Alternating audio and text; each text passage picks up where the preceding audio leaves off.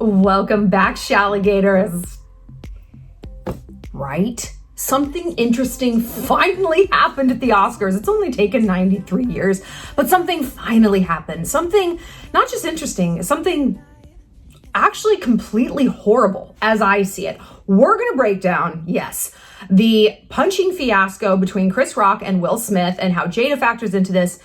And you know, I asked you guys on Instagram, what's the topic here? And you told me everything from toxic masculinity to when you emasculate your man and how he's reacting to how to avoid doing that to just Shallon, shred him.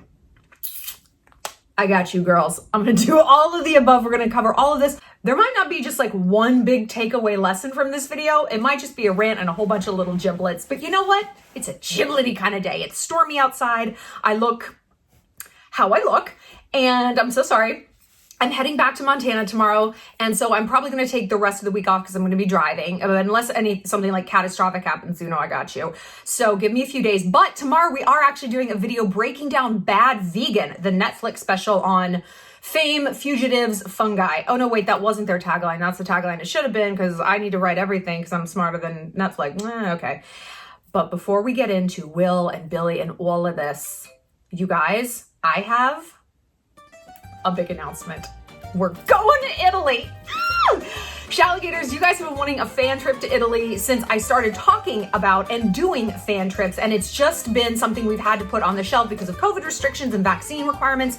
Finally, we have waited it out. There's no more vaccine requirements in Italy, and we are going. We're going October 23rd to 30th. It's a 9-day trip to Florence, Rome, Tuscany, Siena. We're gonna see all the major sites. We're gonna do, there's a lot of food involved, like a lot. We're doing wine tasting, cheese tasting, olive oil tasting, pasta making. We're just gonna eat our way through all of Italy. Now, as you guys know, if you are a Shalligator who comes to this channel often, I have lived in both Rome and Florence. It is truly the home of my heart. And I also know more about Roman history, Italian culture and history, art, architecture than I know about anything else. Very unuseful, non-translatable skill day to day. I will tell you that. I don't recommend it.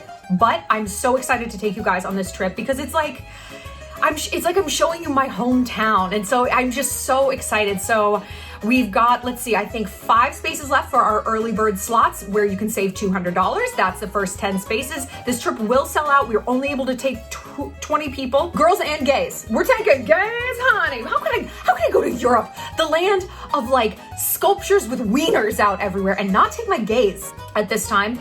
And we don't have any other Europe trips on the books. We do have a trip to Mexico in late August. So if you are wanting something a little sunnier, that kind of vibe, and you want to go a little bit sooner, we still have, I think, 3 slots left for Mexico, but that's going to book up too. So you can click the links down below for both of these trips and join me. And just a quick reminder, if you need some one-on-one help with me about anything, really, head over to my website, shallonlester.com, and click submit a question. I get back to you in as little as 24 hours, but all questions are answered, guaranteed. Okay, let's talk about the Oscars. What a hot mess this was.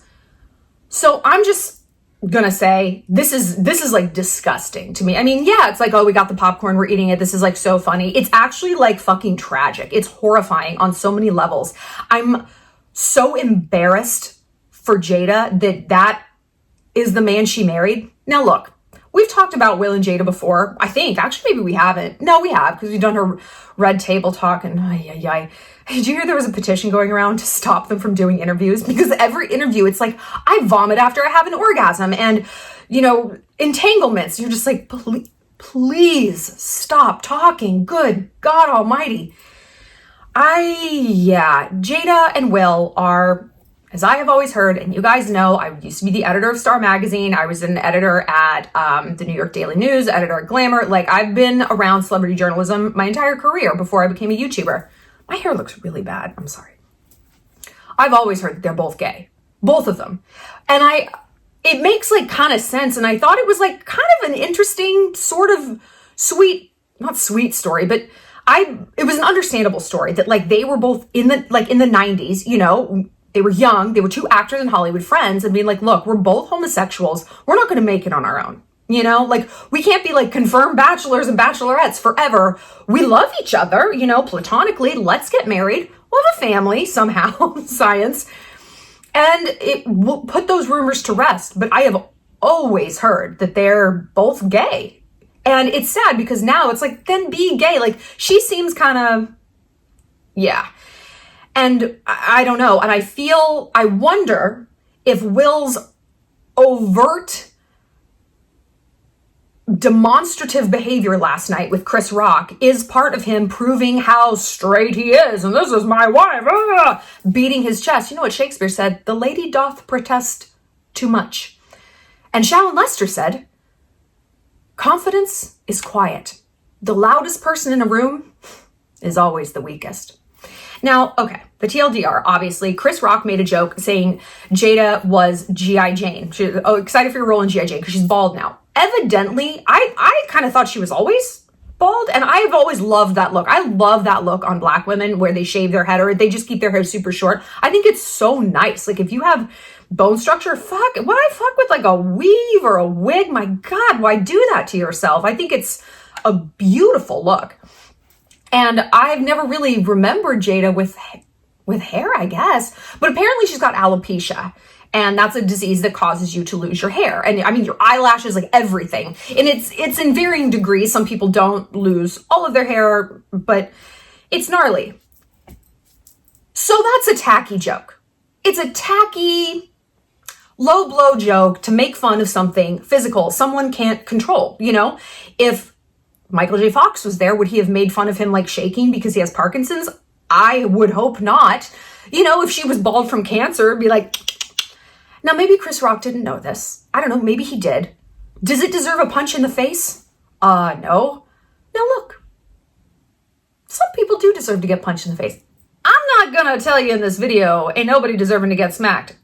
I know a lot of people get smacked. You should, you know, right? Like I said, I know a lot about Rome. My family is Roman, and I have that like warlike mentality. A lot of people deserve to get smacked.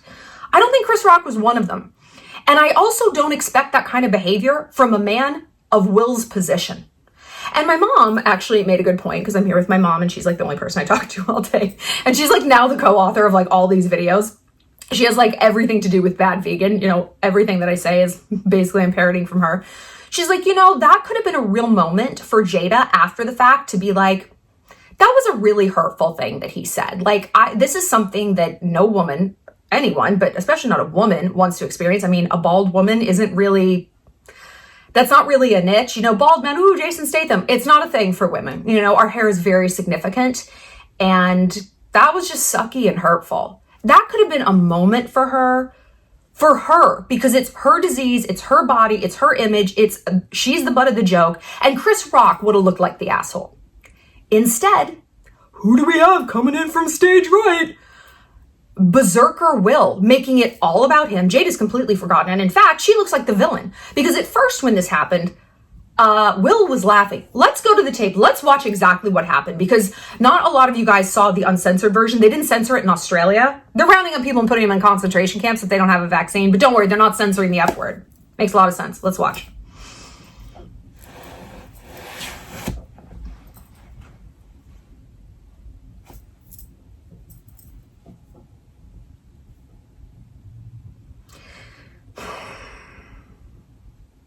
And you knew it was real when, is that Lupita Nyong'o behind it? I can't really see her, but the chick behind Will was like, oh fuck. Like, that's when we're like, this isn't actually scripted. Because what a weird thing to script, you know? Like, if that was fake, then okay.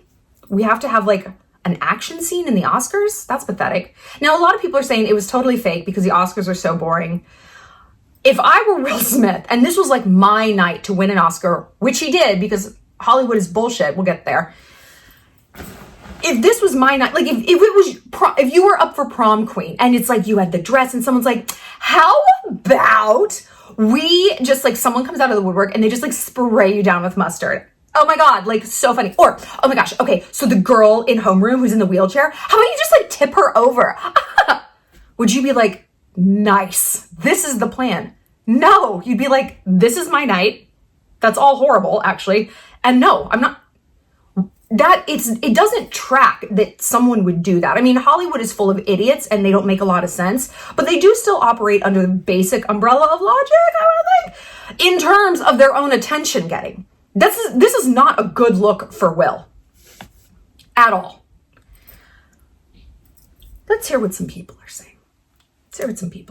Because I posted these things on my, these are comments from, I'm actually not sure. I don't know. But one of my fan accounts, Shallon Literature, posted this. He should have been immediately removed from the building. He should be charged with assault and have his award stripped. Completely unacceptable. I gotta say, and I put this on my Instagram, if a white dude had punched Chris Rock, those woke fucks in the audience, they would have tore that stage apart. His career would have been over. But oh, it's another black dude, so it's fine. Really? What about equality? I'm equality, and that means you don't get to punch anyone. I know I just said a lot of people need punching. They do. You still don't like get to. I'm sure a lot of people think I need a pop in the mouth. Come and fucking try it. Come and try it. I dare you. I got guns on me all the time. But give it a shot.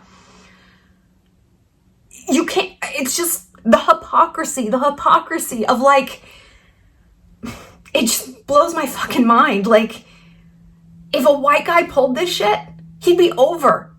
He'd be under arrest. He'd be the contrition tour. His career would be done. Will Smith won an Oscar. He should have been escorted out of the fucking building. I mean, that was the host. Will Smith assaulting someone and calling it love and protection, which did, is the epitome of toxic masculinity.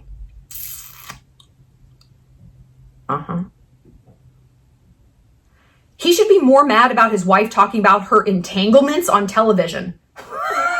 That's true. It's like, Will, you think you're emasculated because a dude made a joke about your wife? Your wife is the joke. And he's like, keep my wife's name out your fucking mouth. Honey, she's not even in your mouth. You're gay, okay?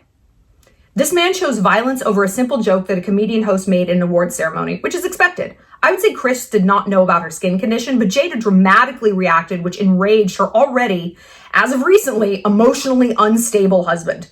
The Academy chose not to escort him from the premises as they should have. It was quite obvious Will was going to receive an award as he remained in that auditorium. True, like, they didn't kick him out because he was going to win. He should not have received that Oscar. Shame on the Academy. Shame on Will. The speech, the acceptance speech that Will gave, right after hitting someone, sounds like the pattern of an abuser. I did it for the right reasons. Such bullshit. It was a juvenile loss of control. I cannot believe the whole room just sat there so the show could go on. Gross display of acceptance of violence as a solution. America. Yeah, I know. So I asked you guys on Instagram, what's the topic here? You guys had all sorts of things to say. How to be less reactive and manage anger. Ghetto behavior. No topic, but reminds me of Ellen DeGeneres. Just sweet, likable celebs who turn out to be crazy. And who started the Ellen DeGeneres wave? That was me. The disrespect. Will Smith and shame. Cancel Will Smith and shame on the Academy. When someone doesn't practice what they preach. Political correctness in Hollywood. Toxic marriages. Coming back from an embarrassing public meltdown. Losing your shit and directing the shit you lost at the wrong person. Jada has alopecia, so the joke about her being bald was badly done. Big agree. But Will was out of line. Also big agree. Like, two wrongs don't make a right, you know? And again, like, now Will is the bad guy, like, as he should be. Whereas if they had just let it go and, like, spoke about it later in a more controlled way, Chris would have been the bad guy. It just goes to show war is strategy. We talk a lot about war here because I'm a very bellicose person. And I have learned that reactivity is not usually the best course. War is strategy, and strategy essentially is patience. It's patience. You know, reactivity is what an animal does. And animals are subjugated by us, humans, who are allegedly smarter, and we are capable of employing strategy. But when you look at the apex predators in the animal world, they're not just like reactive. I'm going to do it. They have a strategy. Animals, how they hunt, how they move their pack around. Like, nothing is really an accident there when you're at the top of the food chain, which we are allegedly supposed to be. Look at Will Smith. Is he representing us? Didn't he make a movie about how he met aliens? I don't want him meeting aliens. I don't want him now, like, front row, like the first dude they meet when they get off the spaceship. One topic you guys suggested that I really love is violence versus bravery and toxic masculinity. Violence versus bravery. I think this is such a good thing. This is such a good topic, not like violence is a good thing, but you know what? There's a time and a place for everything. But look, I'm a woman. I'm not a big woman. I'm like 5'4". I'm not a huge person. Violence for me isn't so much an option. Like that's just not how women get to move through the world as this berserker doing whatever they want. Not for very long anyway, because even if you're the strongest woman, there's a much stronger man out there, right? Of course. So we have to interpret violence in a little bit more of a subtle way.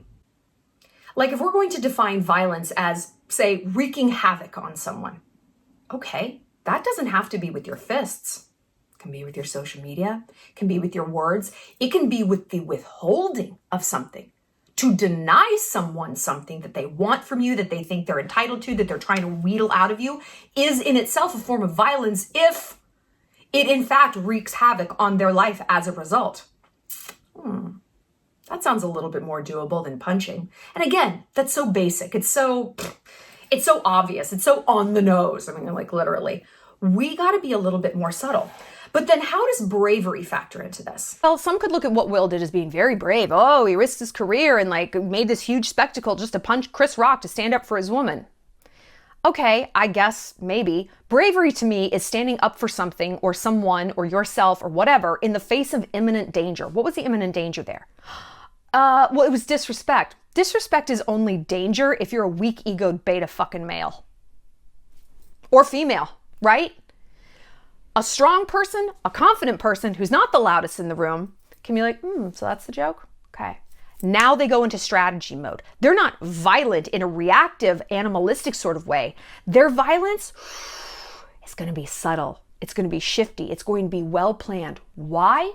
Because they have mastered their emotions. Now, we all feel reactive. And when we talk about war, and we did a whole series on it during Evil Week, go back and look at those videos in my playlist on Evil Week.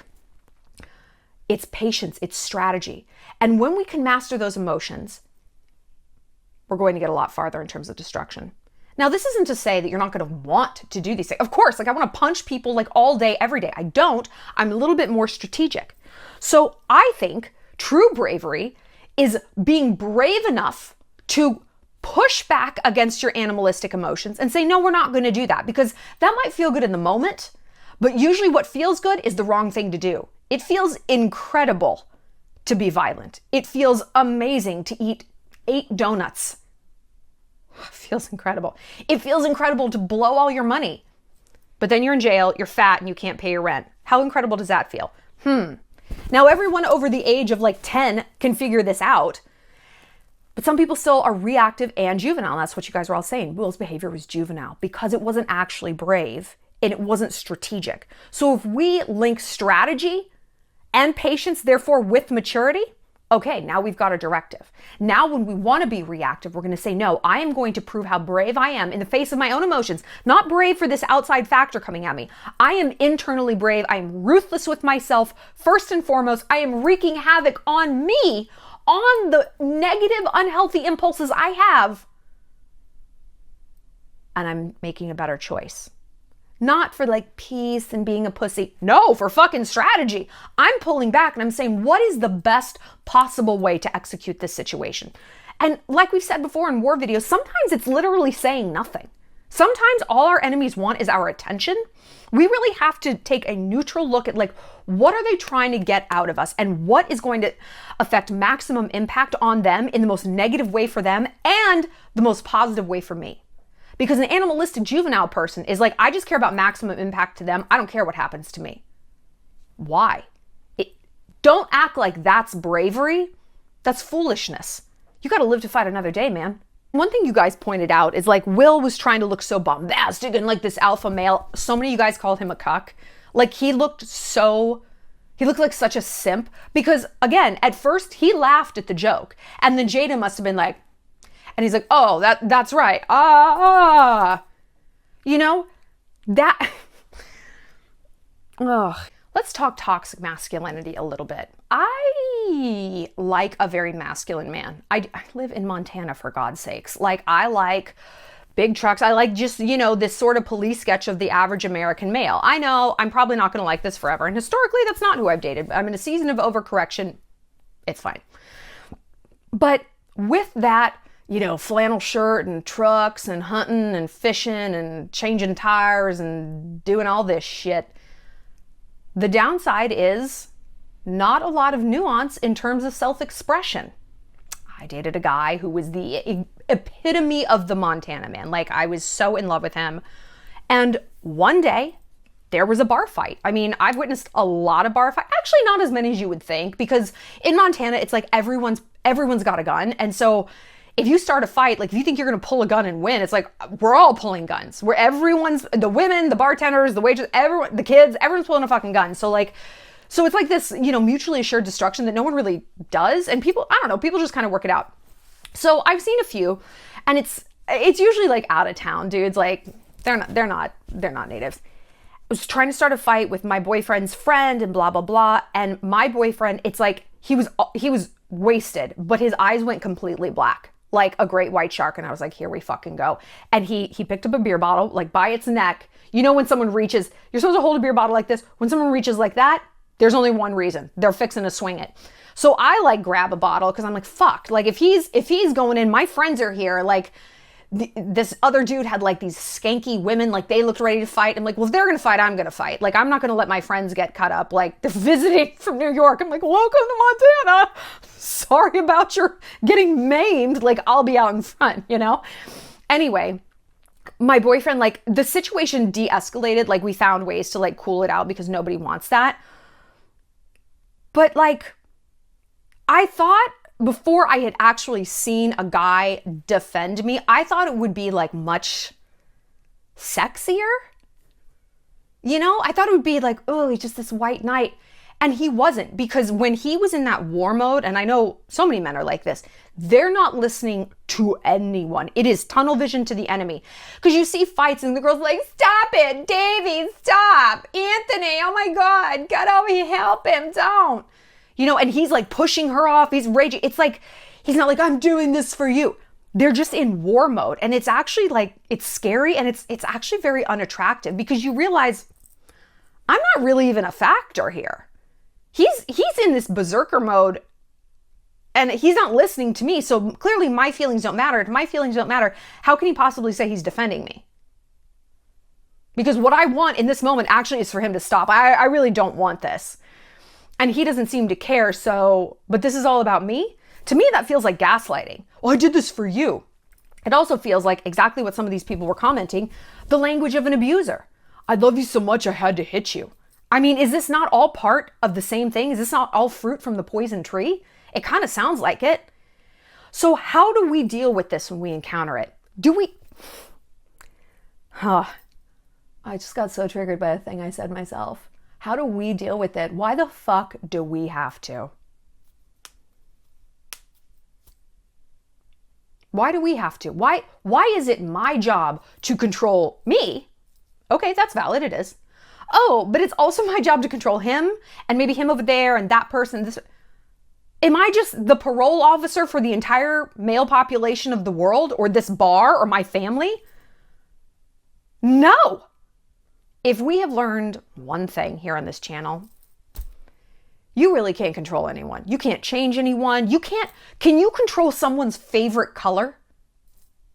My favorite color is lavender. I love it. And my ex-husband hated that color, hated it. And I'm like, why are you like this? I just couldn't fathom that anybody wouldn't like it. And yet there we were. And there was nothing I could do to change it, because that's how favorite colors work. If you can't change someone's favorite color, you think you can make them non-violent? You think you can make them a great communicator or a respecter of women or this or that? Baby girl, you can't. You ever try to control what haircut your man gets? That's quite the uphill battle. Good luck. So if you're dealing with a guy like this, my question is not, how do we fix this guy? My question is to you, why are you dealing with a guy like this? Why are you dealing with a guy like this? Now look, tomorrow in the Bad Vegan video, we go kind of into a deeper dive on this about what made that woman, Sarma, meningitis, whatever her name is, so susceptible to this absolute fat fuck of an idiot. It's because she was looking for someone to protect her. Protection. That was her big theme. I need you to protect me.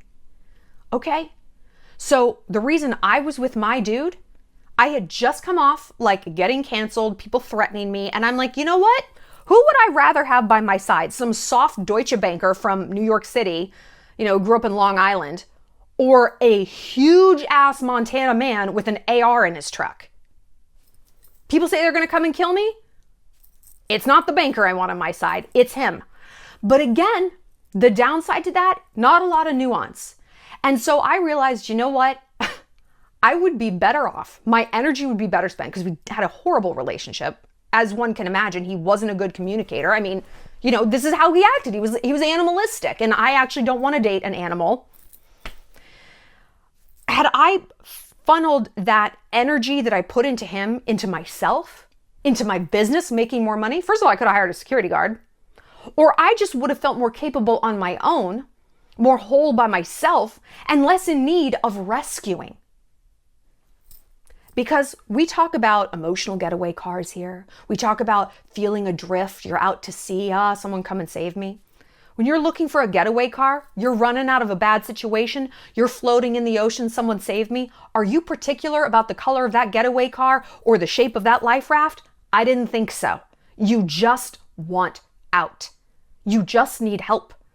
So the reason toxic men thrive is because we ourselves are toxic. And not that we are to blame for men's behavior, no. But look, what we permit, we promote. And we know that fuck boys, let's just get toxic just on that like tiny level. They're not violent. They're just fuck boys. You up? You know what I'm gonna say? Don't ask yourself, why is a clown being a clown? Ask yourself why you keep buying tickets to the circus. He might be a buffoon, but you're around to see it. If you'd blocked him on Snapchat, you wouldn't even know he's saying you up at 3 a.m. You wouldn't even see the dick pictures. You'd be gone, girl. Same with toxic masculine men. If you are whole and happy and working yourself and living your life and meeting as many of your own needs as you possibly can on your own, as you possibly can, then this dude who comes along is like, I hit people who talk bad about you. You're like, what? You do? I mean, my God, really? It's not as attractive because you are now operating on such a high vibrational level. Your nutrition's in order. You're getting fit. You have good friends. You cut out the bad ones. You're not going to bed too late. You're reading books. You're focusing at work. You're doing all this stuff. Someone who comes along and they're one-dimensional, two-dimensional, well, you're like a dodecahedron, like a quadruplaned rectangle kind of person. You're in a whole other dimension. They come along and they're like, I am a single-cell protozoa of a man. You're like, okay, no. Water seeks its same level. Like attracts like. Alphas, go for other alphas. Betas, don't even get me started. Alphas want other alphas. Look at Barack and Michelle. We always go back to them because they're just the best couple. He is operating highest possible plane, and so is she. And both of them look out at the world and we're like, no, we're not going to take bullshit. We don't want a beta. We want someone who gets where we're at, who gets who we are. I want someone working just as hard, hustling just as hard, motivating me, inspiring me, getting what I'm going through, who wants me to be my best self and who I can look at and be like, they're trying to become their best self. So I'm setting that alarm at 5:30 and I'm going running. I'm canceling that dumb after work happy hour because I'm going home and working on my side project. I'm staying focused. But if we don't require that from ourselves,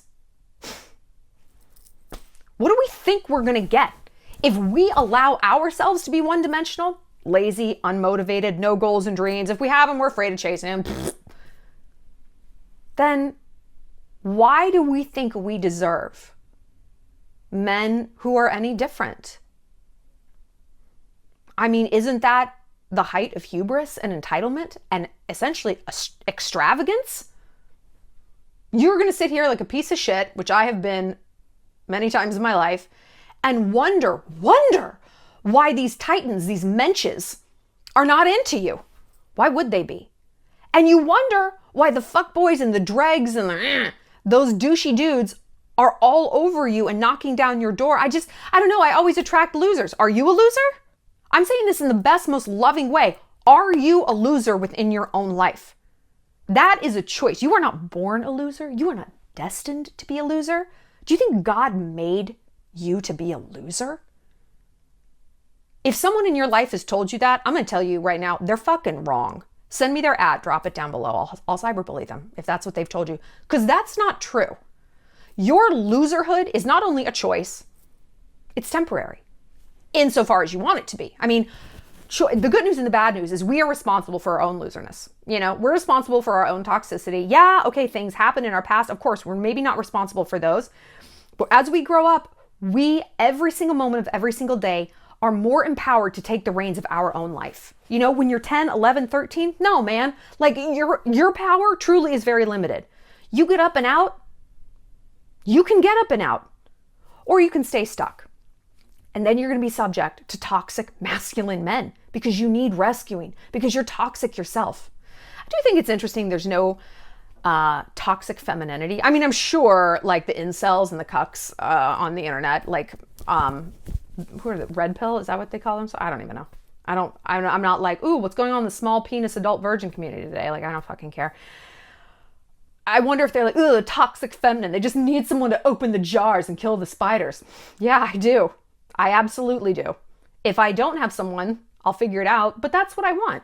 And you know what? I like a masculine man. I want a man who is going to stand up for me and defend me, but in a way that is strategic, because that tells me, yeah, I want a man who's a little warlike, but I want a man who's a general, not just some peon running around the battlefield. I want a guy who's like making the strategy, who's like, you know what? I'm going to take care of this. I'm not going to crack a beer bottle over his head. I'm going to do something a little more subtle. I'm going to go to the manager. I'm going to get him not only kicked out, banned for life here. Does that feel as good in the moment? Is it as flashy and bombastic? Nope. Does it need to be? If you're living your life right, no, it doesn't. Because you are used to strategy. You're used to the long game. You're used to the ends justifying the means. Okay? Because the last thing you want to do, I mean, just to get literal, if you smack someone in the face, they're automatically the victim. You know the phrase about bar fights or just physical fights? The winner goes to jail and the loser goes to the hospital. So which of these two do you want to be? You know, neither one is good. But that's what happens when you're violent, animalistic, and reactive. They don't have those same phrases about, you know, corporate takeovers, subtle machinations, manipulation, all the things we love so much around here. One thing you guys brought up with the Will and Jada thing, protective men, pros and cons. I love this. Like I said, I'm very into like being protected. The chicken bad vegan, same thing. But like my ex-boyfriend Max, you guys were there through the whole saga. But one thing I was drawn to him about, because I've always been attracted to like manly men, you know, I'm daddy issues, blah. But he was very physically imposing when we met him. He was super cut up, super muscular, and I liked it. I was like, oh, he can start a fight. He's from Boston, you know, he's like one of those. But that was such a disrespect to him, honestly, that's how I thought of him. Like, oh, he's this like, he's this like fighter guy if I want him to be. Max was incredibly protective over me, but not in that way. He could have been, and I watched him. Like, I watched the eyes go completely black sometimes. And all he had to do was like puff himself up. We were at a rodeo one time, of course. And these people were just talking shit to me and my friends. They were like these drunk corporate assholes. And Max was sitting like a few seats away. And every time I looked over, he was like a turkey. He'd like doubled in size. He was like, rah, rah. And his face got stonier and stonier. And it was so incredibly menacing how he looked. And he didn't say a word. He didn't move a muscle. He was just staring a hole to these dudes, to the point that the bouncer at Madison Square Garden, security, came over to these drunk dudes. And they're like, bro, if you don't pipe down, I'm going to let that guy take one swing at you. And he looked over at Max, and Max was like, he was like a gargoyle. He was just the most dreadful, menacing creature. And I was like, nice. He never said a word. And those dudes sat down. They're like, okay. Very often, the threat is just as effective, if not more so, than the action, you know? And Max and I talked about it after. I was like, that was so fucking sexy. And he's like, you know what? It was actually a really good moment for me because old me, because he like grew up in like Southie Boston. He was like a bad kid sometimes. He's like, the old me would have not have even thought twice. Like, bah! He's like, I would have come in airborne and cracked that guy's skull against the pavement. That's just what I would have done. And he's like, so it was good for me to prove to myself that I can affect the outcome of a situation without having to do that. I thought, it's even sexier now. And Max was protective in a lot of other ways. Not just physically. Max was protective of the thing I needed to protect the most. My peace of mind, my heart, my focus, my energy. He was very protective about how I spent my time. And there's a difference between controlling and protective, right? Controlling is, I don't think you should go out tonight. Nah, you're kind of dressed like a slut. You don't need to see those friends. Controlling, because it's coming from a weak ego beta place. Like, no, you belong to me. It's a possession thing. Max was protective over my time. He's like, I don't want you going to that party because first of all, it's a $40 Uber away. You're going there just for the photo and the gift bag. I want you to stay home and work on your YouTube channel. Okay? Because that's what you told me you really wanted out of life. You want to get out of star. You want to be a YouTuber. That's what I would prefer that you do. I'd be like, okay, you're right. He was protective of the dreams I had shared with him. He was protective of who I truly was as a woman, as a creator, as a person, as someone with dreams. He was protective of me being vulnerable with him and sharing that with him. And he was on my team and was not going to let that slip. He wasn't. He would say, he's like, you can get mad at me. You can get mad at me all you want. I'm going to be the bad guy, but I'm going to tell you to get your ass up, go to the gym because I know you really want to look good on that trip. I'm going to tell you to sit your ass home and work on your channel because I know ultimately that's what you want. He's like, if you don't, that's fine. I mean, it's up to you at the end of the day. Do whatever you want. But like, I am going to be protective of that. It was sexy. And like there was a lot of dysfunction in our relationship, but in that sense, like I'm forever looking for that in somebody else that I date. And like, that's the number one thing I say. It's like, I want someone supportive. I want someone protective of who I am. Because if you say, oh, I want to protect Shallon and her dreams, that means you value me. That means you actually, first of all, it means you see who I am and what I'm about, and you recognize it has a ton of value, right? You protect something valuable. And weak men protect you because you're weak.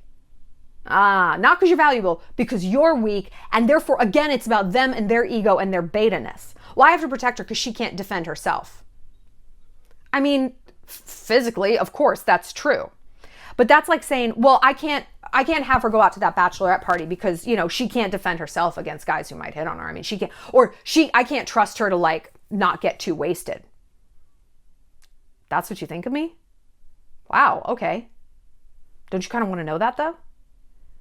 But a guy's like, no, I'm defending you because you're valuable. I see your value and I don't want anyone fucking with that. So whether that's, I'm going to stand up to someone in a bar or I'm going to stand up to you, girl, and tell you, no, you're not going to behave like this. I see the value in you. You might not right now based on your behaviors and what you want to do, but I still see it. And so I'm still going to defend it even if you can't.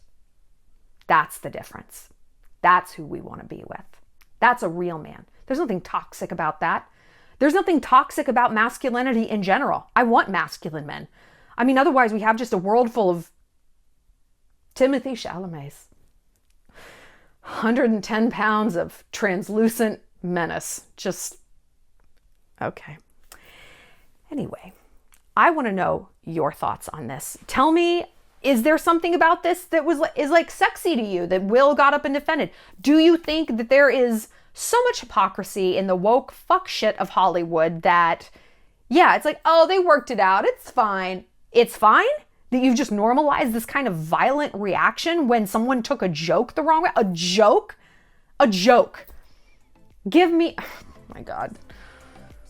I feel like every day we stray further from God's light. You know what I mean? It's like, people who believe in the rapture, like, Jesus is coming back. Like, all right, don't come now. Don't come now. You kind of missed your window in the 1930s. That seemed like a really fun time, but I just feel like now, yikes. I don't know. Tell me your thoughts on all of this. We're going to chit chat in the comment section. Like I said, we're going to be back tomorrow with a video on bad vegan. But in the meantime, come with me to Italy, Shalligators. We also have some spots left for our warm weather Mexican getaway to Isla Holbox at the end of August. I'll see you later, Shalligators.